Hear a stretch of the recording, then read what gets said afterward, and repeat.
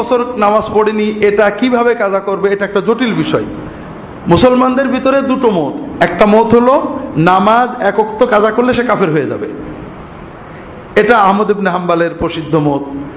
এই মত অনুযায়ী উমরি কাজা লাগে না, কারণ সে তো কাফের ছিল, যেদিন থেকে নামাজ শুরু করে ওই দিন থেকে মুসলমান। কিন্তু অধিকাংশ আলেমের ফকিহের মত হলো নামাজ শুধু কাজা করলে কেউ কাফের হয় না, সে মহা গুনাহগার হয়, মদখোর শুয়োরের গোশত খাওয়ার চেয়েও বড় গুনাহগার হয়। কিন্তু নামাজ পড়িনি, কিন্তু নামাজের ফরজিয়াতের বিশ্বাস আছে, গুনাহগার বলে নিজের মনের ভিতরে আফসোস আছে, সে কাফের হয় না। এখন এই ব্যক্তি তো তার ফরজ দায়িত্ব পালন করেনি, তার তো তওবার পাশাপাশি কাজা করা দরকার।